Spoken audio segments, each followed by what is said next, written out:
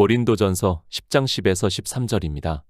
저희 중에 어떤 이들이 원망하다가 멸망시키는 자에게 멸망하였나니 너희는 저희와 같이 원망하지 말라. 저희에게 당한 이런 일이 거울이 되고 또한 말세를 만난 우리의 경계로 기록하였느니라. 그런즉 선줄로 생각하는 자는 넘어질까 조심하라. 사람이 감당할 시험 밖에는 너희에게 당한 것이 없나니 오직 하나님은 미쁘사 너희가 감당치 못할 시험당함을 허락지 아니하시고 시험당할 즈음에 또한 피할 길을 내사 너희로 능히 감당하게 하시느니라. 예수 그리스도를 믿습니다. 그러나 인생들은 종교에 빠져 자기가 왜 예수 그리스도를 믿는지에 대한 목적을 잃어버리고 있습니다. 아니, 스스로의 이성으로는 예수 그리스도를 잘 믿고 있다고 생각을 하고 있지만 성경은 우리에게 경계로 말씀을 하고 있고 그것을 깨달을 수 있는 지혜가 인생들에게는 없다는 것이 불행한 일입니다. 성경입니다. 하나님께서는 아브라함의 자손인 이스라엘을 세워서 그들로 하나님을 믿는 백성으로 삼으셨습니다. 그러나 우리가 성경을 보시기 바랍니다. 언제 한 번이라도 이스라엘이 하나님을 믿었는가를 선지자의 글을 통해서 충분히 깨달을 수 있습니다. 거울입니다. 고린도전서 10장의 말씀으로 네 번째 설교를 하고 있습니다. 사도 바울이 그 시작을 그러나 저희의 다수를 하나님이 기뻐하지 아니하신 고로 저희가 광야에서 멸망을 받았느니라. 그런 일은 우리의 거울이 되어 우리로 하여금 저희가 악을 즐겨한 것 같이 즐겨하는 자가 되지 않게 하려 함이라고 분명하게 말씀을 하고 있습니다. 이스라엘입니다. 그리고 우리 이방인입니다. 하나님께서는 한 혈통이라고 말씀을 하고 있고 그 말씀은 지금 고린도전서에서 사도 바울이 말씀을 하고 있는 것과 같이 이스라엘이 우리의 거울이라는 말씀을 하고 있고 성경에서 이스라엘을 보면 지금 이 시대 종교 안에서 예수 그리스도를 믿는다고 하는 사람이 그대로 투영이 되고 있다는 말씀입니다. 그런데 어떻습니까? 고린도전서 10장의 말씀을 보고 거울로 보고 있는 사람은 거의 없다고 생각을 하고 있습니다. 비록 이스라엘이 광야 교회에서 그렇게 했을지라도 자기들은 다 예수 그리스도를 잘 믿는다고 생각을 하고 있고 이것은 단지 이스라엘의 일이고 우리는 그렇게 안 하면 된다고 생각을 하고 있고 그 문자를 아는 것으로 자기들은 우상 숭배도 하지 않고 간음을 하지도 않고 주를 시험하지도 않고 원망도 하지 않고 있다고 말을 하고 있습니다. 그렇습니까? 그러나 성경에서 어떻게 말씀을 하고 있습니까? 저희에게 당한 일이 우리에게 거울이 되고 말세를 만난 우리에게 경계로 기록했다고 말씀을 하고 있습니다. 하나님께서 감동을 해서 사도 바울이 기록한 성경에서는 우리의 거울이라고 말씀을 하고 있는데 이 성경을 보는 사람들은 자기들은 그렇지 않다고 주장을 하고 있습니다. 왜 그렇습니까? 하나님께서 이 시대 종교인들을 모르고 사도 바울에게 이 말씀을 고린도전서를 통해서 말씀을 하게 하셨습니까? 그렇다면 우리는 하나님을 믿을 이유가 하나도 없습니다. 창조주 하나님이시고 시작과 끝이라고 말씀을 하시는 분께서 이 시대 종교 안에 있는 사람들이 다 예수 그리스도를 잘 믿는 것도 모르시고 거울이라고 말씀을 하고 있다면 어떻게 하나님을 믿을 수 있겠습니까? 문자만 보면 그렇습니다. 분명히 이 시대 종교인들이 이스라엘과는 다르다는 것을 주장을 할 수 있습니다. 그러나 앞에서 이미 세 편의 설교를 말씀을 했습니다. 영적인 일로 보면 이 시대 종교 안에 있는 사람들이 이스라엘과 조금도 다르지 않다는 것을 이미 세 편의 설교에서 말씀을 했습니다. 영의 일입니다. 그리고 우리가 영생을 얻는 일을 말씀을 하고 있습니다. 그저 종교 안에서 예수 그리스도를 믿는다는 것으로 주여 주여 하면서 예수 그리스도를 믿어서 영생을 얻었다고 하지 마시기 바랍니다. 이미 앞에서 말씀을 한 것과 같이 이 시대 종교인들이 이스라엘과 조금도 다르지 않다는 것을 충분히 깨달을 수 있는 말씀입니다. 제가 성경을 잘못 풉니까? 아니, 제가 이상한 주장을 하고 있습니까? 그것이 아니라 사도 바울이 먼저 이 말씀을 하고 있다는 것을 알아야 하고 모든 성경은 어느 선지자 개인의 생각이 아니라 하나님이 감동을 해주심으로 해서 기록했다는 것을 말씀을 하고 있습니다. 광야 교회입니다. 이 시대 이방인들의 교회라는 것을 우리는 바로 깨달아야 합니다. 그렇지 않으면 이스라엘과 같이 그 광야에서 멸망을 당하고 만다는 것을 알아야 합니다. 그들은 육체적으로 멸망을 당했습니다. 그러나 이제는 성경이 다 기록이 되었고 예표로 삼을 필요가 없기 때문에 이스라엘과 똑같이 행하고 있어도 하나님께서는 이스라엘과 같이 교회에서 죽게 하고 있지 않습니다. 경계입니다. 왜 사도 바울이 이스라엘의 광야 교회를 말씀을 하고 저희에게 당한 이런 일이 거울이 되고 또한 말세를 만난 우리의 경계로 기록하였다고 말씀을 하고 있습니까? 그것은 사전적인 뜻과 같이 지나간 잘못을 거울 삼아 다시는 그런 잘못을 저지르지 않도록 조심하게 하기 위해서입니다. 그러니까 그들이 교회 안에서 멸망을 당한 것과 같이 우리는 그렇게 되지 않고 하나님 나라에 들어가게 하기 위해서라는 말씀입니다. 고린도전서 10장 10절입니다. 저희 중에 어떤 이들이 원망하다가 멸망시키는 자에게 멸망하였나니 너희는 저희와 같이 원망하지 말라. 이스라엘입니다. 그들이 광야 교회에서 왜 멸망을 당했는가를 말씀을 하고 있고 그것은 이 시대를 살아가고 있는 그러니까 종교 안에서 예수 그리스도를 믿는다고 하는 사람들에게 하고 있는 말씀입니다. 이스라엘이 멸망을 당한 것과 같이 우리는 원망하지 말라고 말씀을 하고 있습니다. 성경입니다. 늘 말씀을 하고 있지만 모든 성경은 예수 그리스도를 믿어 영생을 얻게 하기 위해서 기록했다는 것을 잊지 말아야 합니다. 그것을 잃어버리고 성경을 보는 순간 그는 이스라엘이 광야 교회에서 멸망을 당한 것과 같이 그대로 된다는 말씀입니다. 인생들입니다. 정말 오해를 많이 하고 있습니다. 자기들이 종교 안에서 예수 그리스도를 믿는다고 하는 것으로 굉장히 지혜가 있는 것으로 생각을 하고 있습니다. 그저 단순하게 세상 사람들은 지혜가 없어서 믿지를 않고 있고 자기들은 지혜가 있어서 믿는다고 생각을 하고 있습니다. 이스라엘입니다. 지금 광야 교회를 말씀을 하고 있다는 것을 바로 깨달아야 합니다. 그들이 누구입니까? 육적으로는 그 조상 아브라함을 부르시고 그 자손들에게 젖과 꿀이 흐르는 가나안을 약속을 하시고 이제 430년이 지나고 나서 하나님께서 그 언약을 이루시기 위해서 그들을 광야 교회로 인도를 하고 있고 거기서 율법을 반포하게 하셨고 또 성막을 짓게 하셨다는 것을 우리는 바로 깨닫고 있어야 합니다. 애굽이라는 세상입니다. 그곳에서 광야 교회로 장정만 그러니까 싸움에 나갈 수 있는 사람만 60만 명이 되었다고 말씀을 하고 있습니다. 그러니까 영적인 전쟁을 할 수 있는 사람이 60만 명이라는 말씀입니다. 그런데 그들 중에 단 두 사람 여호수아와 갈렙을 제외하고는 모두가 광야에서 죽었다는 것을 말씀을 하고 있습니다. 이스라엘입니다. 그들이 하나님을 안 믿었습니까? 더구나 여러 가지 이적과 기사를 보고 있고 낮에는 구름 기둥으로 그리고 밤에는 불 기둥으로 인도하시는 하나님의 역사를 보고 있습니다.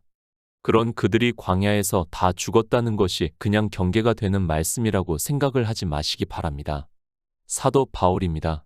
저희 중에 어떤 이들이 원망하다가 멸망시키는 자에게 멸망하였나니 너희는 저희와 같이 원망하지 말라고 말씀을 하고 있습니다.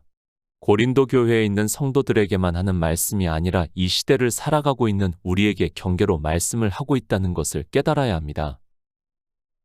민수기 14장 2에서 3절입니다.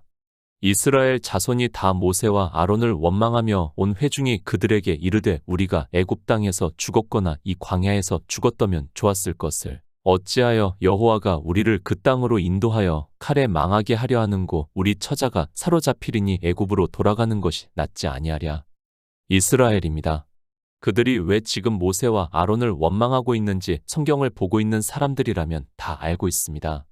애굽에서 나와서 이제 하나님께서 약속하신 젖과 꿀이 흐르는 가나안을 들어가기 위해서 준비를 하고 있고 하나님께서는 들어가라고 말씀을 하셨지만 이스라엘 온 회중이 모세에게 나와 우리로 정탐을 보내어서 그 땅을 탐지하자고 해서 각 지파에 한 사람씩 12사람이 땅을 탐지하고 와서 보고를 했습니다.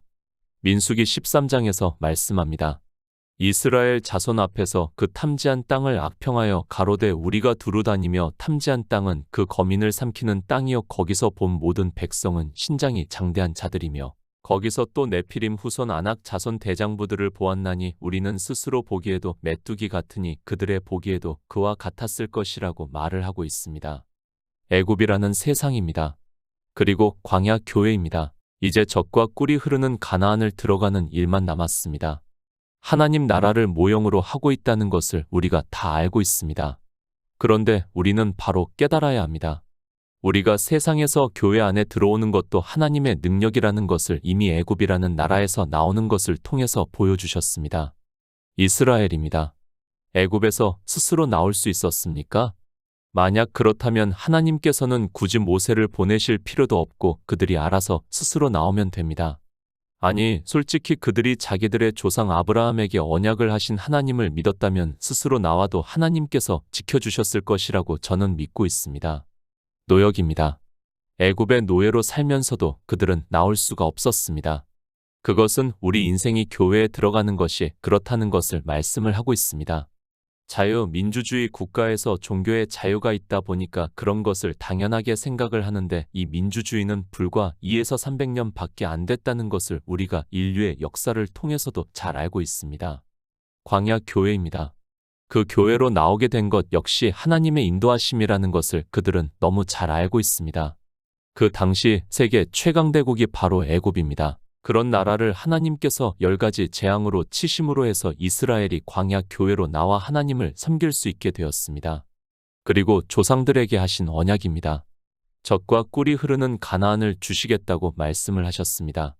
당시 최강대국도 10가지 재앙을 내리고 이스라엘로 각종 보화를 얻어서 나오게 하셨는데 사실 가나안은 애굽에 비하면 아무것도 아닙니다. 그런데도 그들은 하나님을 믿지 않았고 그래서 정탐을 보내자고 모세에게 말을 했고 그 정탐이 갔다 와서 지금 이렇게 말을 하고 있습니다. 이스라엘입니다. 이스라엘 자손이 다 모세와 아론을 원망하며 온 회중이 그들에게 이르되 우리가 애굽 땅에서 죽었거나 이 광야에서 죽었다면 좋았을 것을 어찌하여 여호와가 우리를 그 땅으로 인도하여 칼에 망하게 하려 하는고 우리 처자가 사로잡히리니 애굽으로 돌아가는 것이 낫지 아니하냐고 말을 하고 있습니다. 원망입니다. 왜 그들이 원망을 했습니까? 하나님을 믿지 않았기 때문에 원망을 했다는 것을 말씀을 하고 있습니다. 그리고 이제는 자기들이 가야 하는 방향도 잃어버리고 애굽으로 다시 돌아가자고 말을 하고 있습니다. 다시 세상의 종이 되어서 세상에서 살아가겠다고 하고 있고 그런 그들을 사도 바울은 하나님께서 진노를 하시고 멸망을 시켰다고 말씀을 하고 있습니다. 이스라엘은 예표입니다. 우리의 영의 일을 비유적으로 말씀을 하고 있습니다. 젖과 꿀이 흐르는 가나안에 들어가는 것은 천국을 비유로 하고 있습니다. 그러려면 어떻게 해야 하는가 하면 우리 육체는 죽어야 합니다. 상식적으로 생각을 해도 살아서는 천국에 들어갈 수 없습니다. 갈라디아서 5장 24절입니다. 그리스도 예수의 사람들은 육체와 함께 그 정과 욕심을 십자가에 못 박았느니라. 하나님을 믿습니다. 물론 이스라엘은 광야에서 모세가 율법을 반포를 했고 그리고 성막을 짓고 제사를 드렸습니다. 그러나 그 모든 일이 다 예수 그리스도를 증거를 하고 있다는 것을 주님께서 말씀을 하고 있습니다.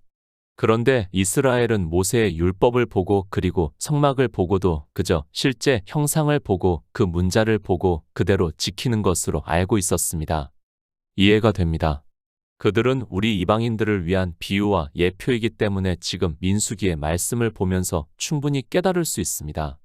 그러나 문제는 이제 신약 성경까지 다 보고 있는 이방의 종교인들이 이스라엘과 같이 교회에서 멸망을 당한다면 그것은 불행한 일이고 그것을 경계로 해서 사도 바울이 말씀을 하고 있지만 어느 누구도 깨닫지를 못하고 있습니다.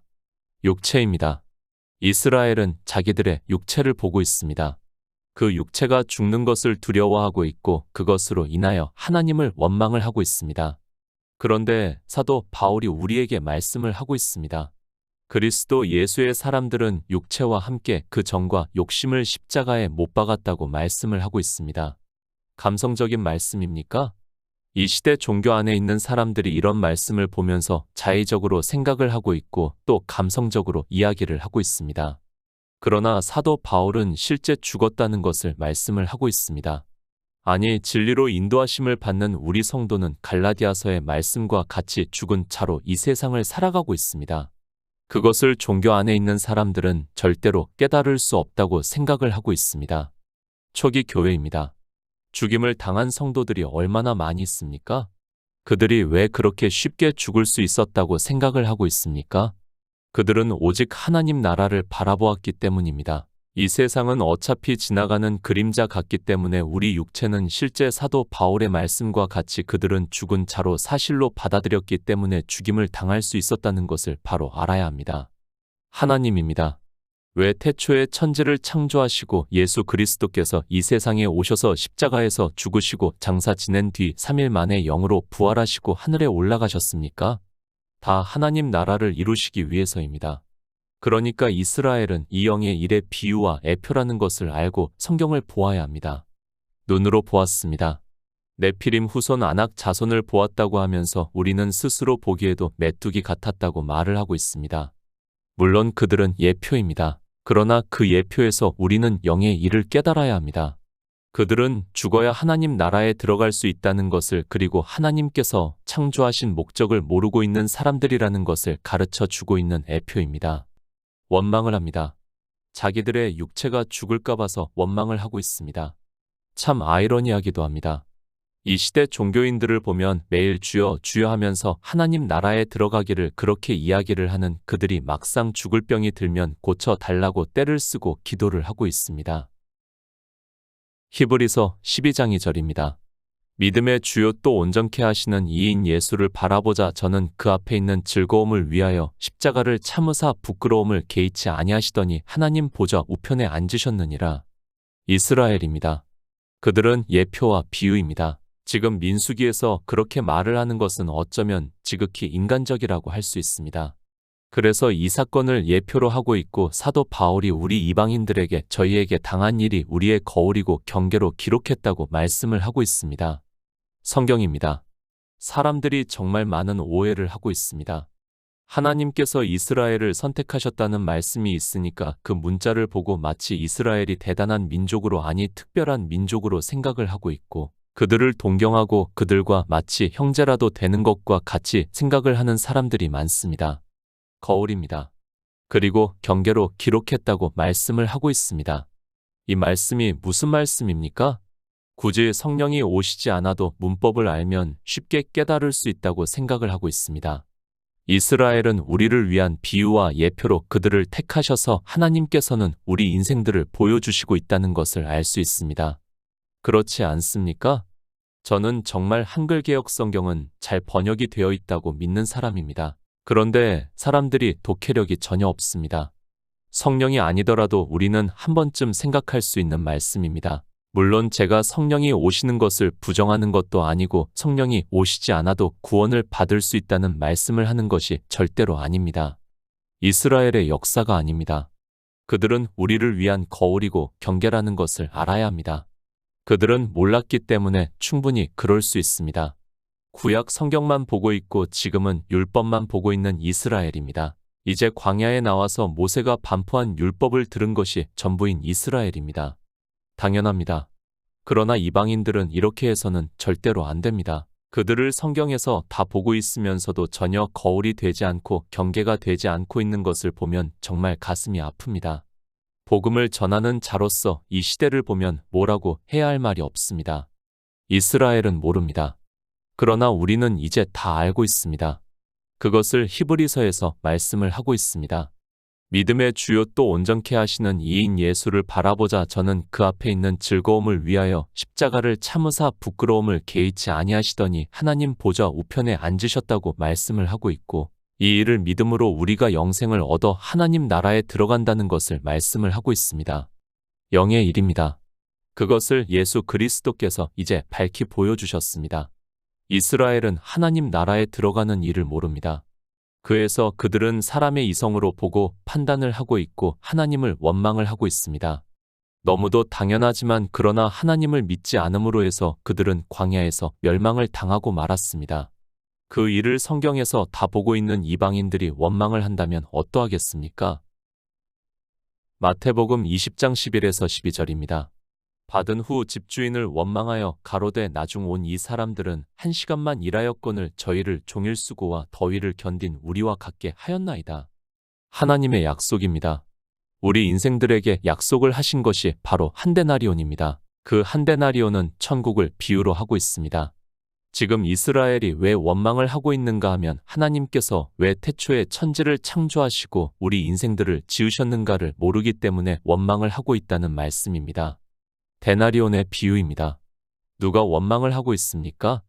아침 일찍부터 와서 수고를 한 사람들이 원망을 하고 있습니다. 왜 원망을 합니까? 하나님의 약속을 모르기 때문에 자기들이 더 수고를 했다고 하면서 원망을 하고 있습니다. 지금 이스라엘은 모르기 때문에 원망을 할 수 있습니다. 그러나 이제 주님께서 오셔서 한데나리온을 비유로 해서 말씀을 하고 있고 우리 이방인들은 이 말씀을 깨달았으면 육체의 일로 원망을 해서는 절대로 안 됩니다. 잠언 19장 3절입니다.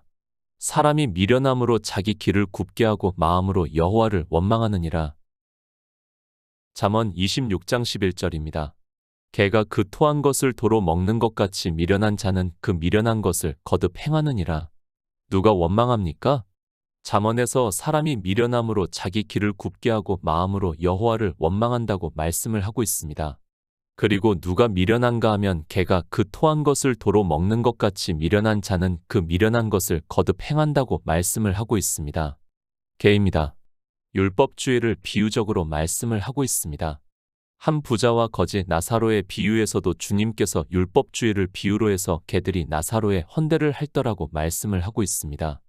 이렇게 율법을 지키는 사람들은 영의 일을 모르니까 믿지를 못하고 있고 자기 육체의 기륭화복을 보면서 하나님을 원망한다는 것을 이스라엘을 통해서 보여주시고 있습니다. 원망이라는 단어입니까? 그것을 안다고 해서 성경을 안다고 하지 마시기 바랍니다. 그런 사람들이 다 종교 안에서 자기 육체를 보고 이상적으로 판단을 하면서 영의 일을 믿지 못하고 하나님을 원망하고 있다는 것을 가르쳐 주고 있는 말씀입니다. 나는 아니라고 해도 하나님께서는 사람의 심령까지도 다 아시는 분이라는 것을 잊지 마시기 바랍니다. 겉으로 원망입니까?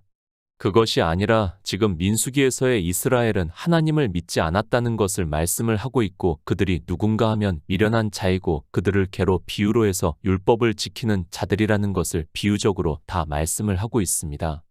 사도 바울이 그래서 저희에게 당한 이런 일이 거울이 되고 또한 말세를 만난 우리의 경계로 기록하였다고 말씀을 하고 있지만 깨달을 수 있는 지혜가 없습니다. 미련입니다.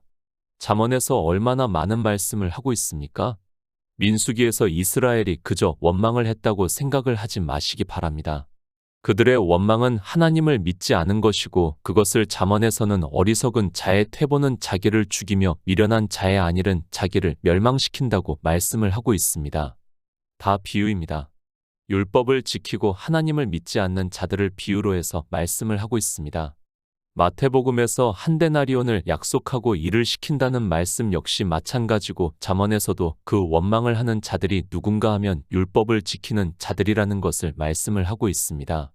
그런데 그저 원망이라는 단어만 보고 성경을 풀려고 하니까 도무지 풀리지가 않고 사도 베드로의 말씀과 같이 억지로 풀다가 다 망하는 길로 가고 있습니다. 고린도전서 10장 11절입니다.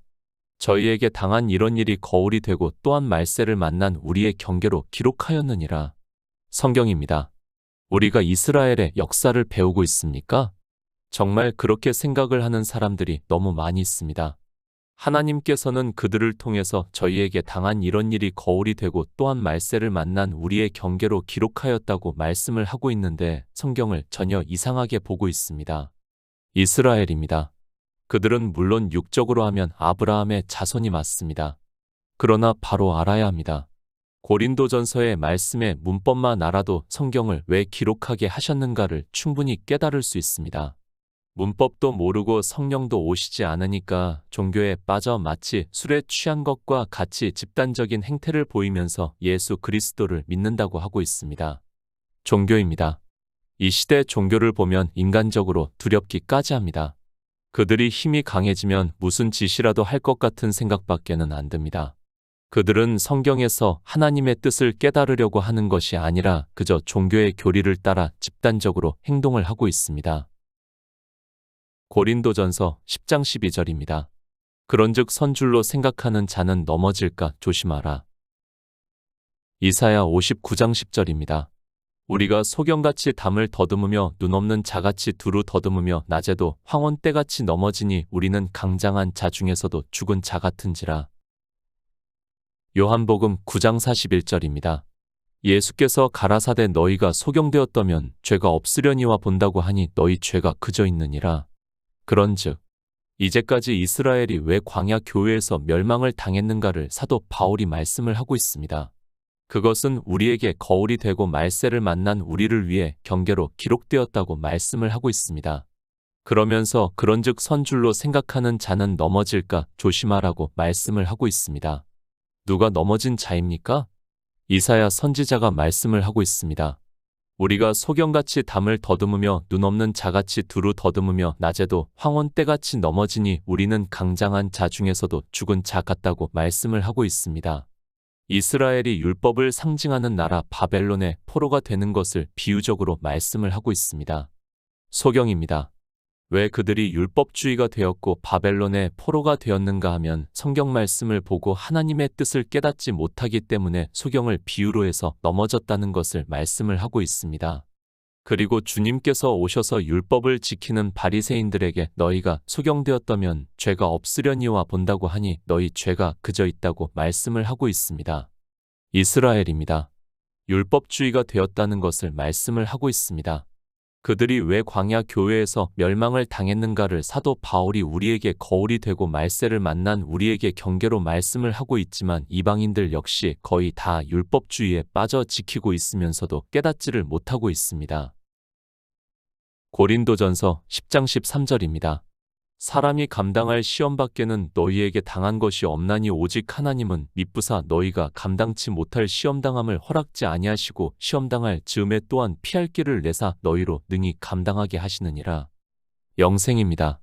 우리가 하나님 나라에 들어가는 일입니다. 우리는 이스라엘을 통해서 거울로 보고 경계로 삼아서 성경에서 하나님의 뜻을 깨닫고 율법주의에서 벗어나 예수 그리스도의 복음을 듣고 믿음으로 역사를 하는 성도가 되어야 한다는 것을 말씀을 하고 있습니다. 하나님의 역사입니다. 그것을 말씀을 하고 있습니다. 우리가 영생을 얻는 것은 순전히 하나님의 능력이라는 것을 말씀을 하고 있습니다. 오직 하나님은 미쁘사 너희가 감당치 못할 시험당함을 허락지 아니하시고 시험당할 즈음에 또한 피할 길을 내사 너희로 능히 감당하게 하신다고 말씀을 하고 있습니다. 4가지 말씀을 했습니다. 이런 일이 있습니까? 그것이 바로 우리에게 시험이 되고 있다는 말씀입니다. 그러나 구원을 받는 성도는 택하심을 입은 성도는 사람이 감당할 시험밖에는 너희에게 당한 것이 없나니 오직 하나님은 미쁘사 너희가 감당치 못할 시험당함을 허락지 아니하시고 시험당할 즈음에 또한 피할 길을 내사 너희로 능히 감당하게 하신다고 말씀을 하고 있습니다. 얼마나 은혜가 되는 말씀입니까? 우리 이방인들의 구원을 위해서 이 모든 일을 이루신다는 말씀입니다. 성경을 바로 아시기 바랍니다. 이스라엘은 비유와 예표입니다. 그들을 통해서 우리 이방인들이 예수 그리스도를 믿을 수 있게 하기 위해서 이 모든 말씀을 기록했습니다. 이 말씀을 보고 깨닫는 성도는 너희로 능히 감당케 하신다고 말씀을 하고 있습니다. 광야 교회입니다. 거울로 보시기 바랍니다. 육적으로가 아니라 영의 일이 그렇다는 것을 말씀을 하고 있습니다. 그렇게 거울로 보고 경계로 삼는 우리 성도들만이 성경에서 예수 그리스도를 증거를 받아 생명을 얻는 자 되어 하나님 나라에 들어간다는 것을 사도 바울이 가르쳐 주고 있는 말씀입니다.